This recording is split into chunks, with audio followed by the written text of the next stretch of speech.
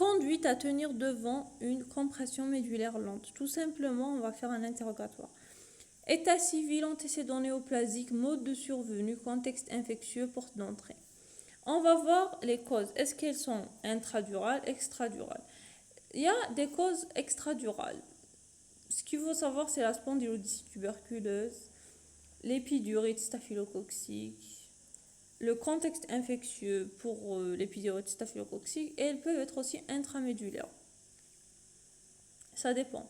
Est-ce que la cause elle est intradurale, extradurale ou intramédulaire? L'examen clinique. Tout d'abord, on recherche des manifestations déficitaires des membres inférieurs ou des quatre membres selon le niveau de la compression. Donc ça donne quoi? Ça donne un syndrome pyramidal, paraplégie, tétraplégie.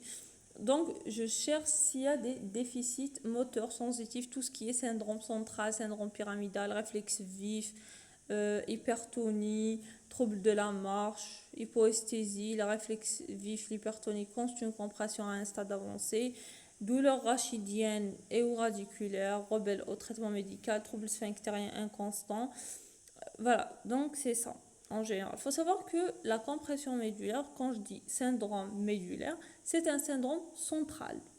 Le problème n'est pas situé au niveau de la moelle, mais au niveau du cerveau, au niveau du centre.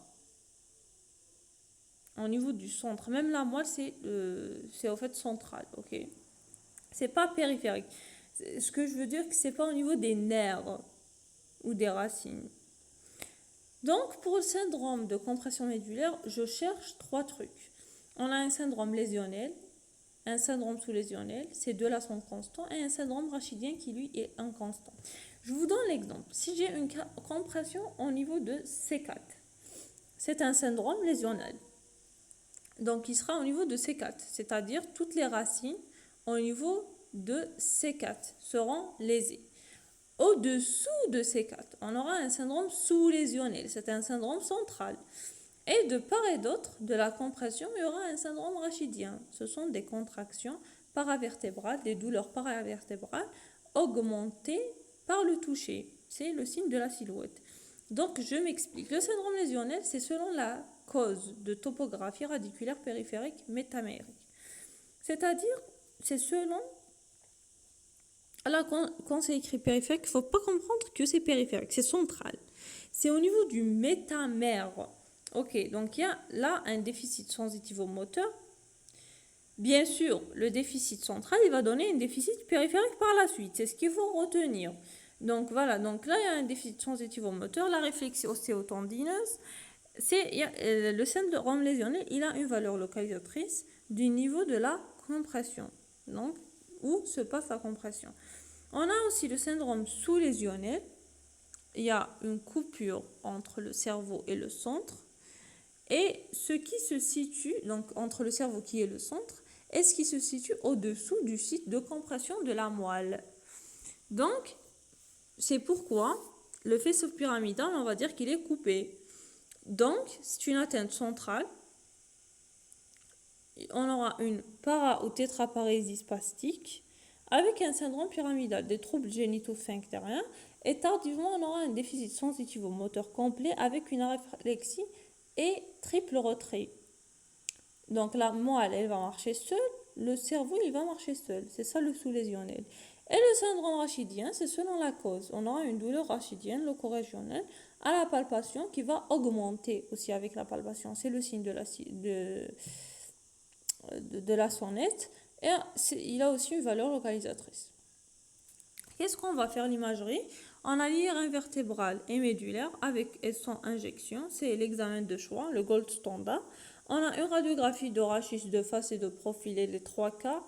On cherche une lise ou une condensation osseuse, un affaiblissement du disque intervertébral, un élargissement d'un trou de conjugaison, une TDM avec ou sans injection et scintigraphie osseuse. Ça, c'est tout ce qu'on peut faire.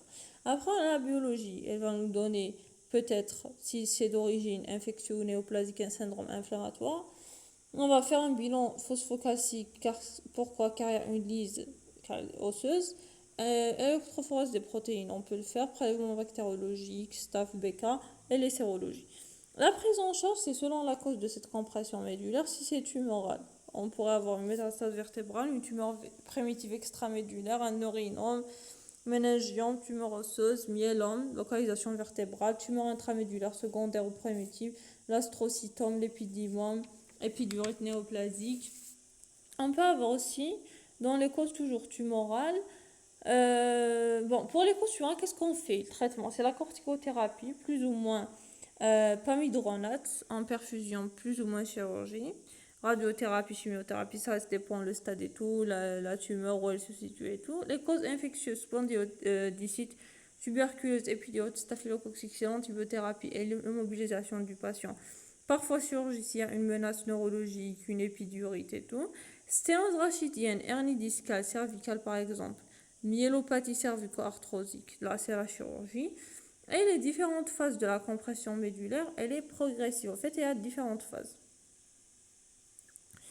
Donc, pour dire que les troubles neurologiques dans la compression médulaire ne seront pas d'emblée au stade 5, mais c'est une évolution lente selon un schéma représenté par la courbe de Guillot. Donc, on a 5 phases. Les 4 premières sont réversibles, le dernier irréversible.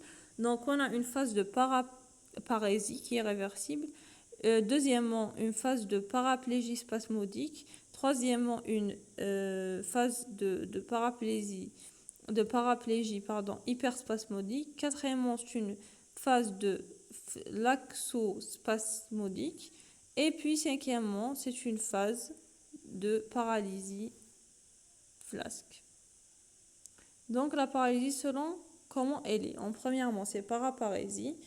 Deuxièmement, c'est spasmodique, puis c'est hyperspasmodique, puis c'est une paralysie flaxospasmodique, puis à la fin c'est flasque. Et il n'y a que la flasque qui est irréversible. Donc à la 5e phase, il y a une myélomalacie, c'est-à-dire une nécrose de la moelle, donc c'est irréversible tout simplement.